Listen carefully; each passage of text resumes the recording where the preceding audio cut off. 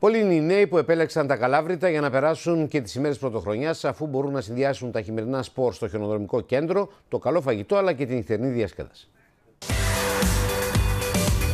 Το χιόνι συνεχίζει να πέφτει στο χελμό, το κρύο παραμένει τσουχτερό, η ομίχλη δημιουργεί ατμόσφαιρα και στο χιονοδρομικό κέντρο των Καλαβρίτων γίνεται το αδιαχώρητο από παλιούς και νέους των χειμερινών σπορ που περιμένουν υπομονετικά τη σειρά τους για να ανέβουν στα ύψη. Πολύ κρύο. Θα αντέξεις πάνω? Δεν ξέρω. Μοιράζουν κάτι πάνω, να είσαι Βασίλη? Τίποτα πάνω και πάμε να τα πάρουμε.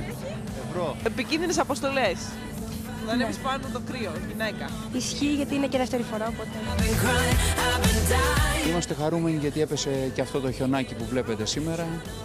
Ήταν απαραίτητο για μια ανανέωση. Όλα τα μωρά στην πίστα λοιπόν και έρχεται η ώρα να ακούσετε ποια είναι η διαφορά ανάμεσα στο σκι και το snowboard. Διαφορά σκι-snowboard που δεν έχω ιδέα. Το snowboard είναι για τους άντρες, το σκι για τα κορίτσια. Ρε παιδιά, λέτε να λέει αλήθεια. Να, εσύ κάνεις σκι.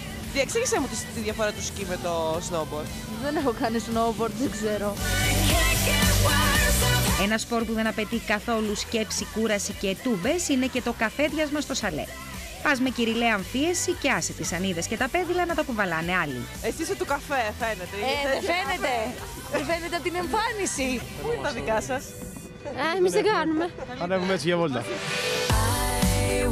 Και μετά το χιονοδρομικό δεν γίνεται κανείς να μην επισκεφτεί τα ταβερνάκια στο κέντρο της πόλης των Καλαβρίτων. Μπριζόλες στη σούβλα, αγριογούρουνα με μπύρα και μέλι, κοκκινιστοί κόκορες με χιλοπίτες, κοτοσαγανάκια. Μέχρι εδώ μύρισαν.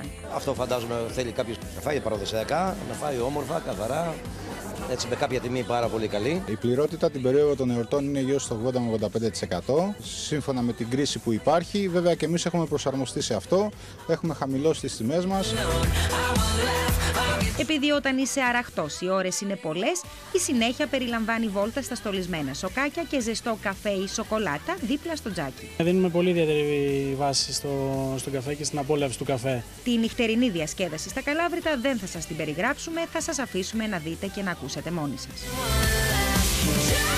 Έδωσε και κόσμο, εντάξει, έχουμε λίγο κρίση, το παλεύουμε. Εσύ ήρθες κατευθείαν από το χιονοδρομικό, Κατευθείαν. Βάζεις φωτιά! Έτσι δεν πρέπει! Ό,τι ήταν να καταλάβετε, το καταλάβατε. Προλαβαίνετε ακόμα να ετοιμαστείτε μέχρι και για μονοήμερη απόδραση στα Καλάβρητα. Καλή πρωτοχρονιά!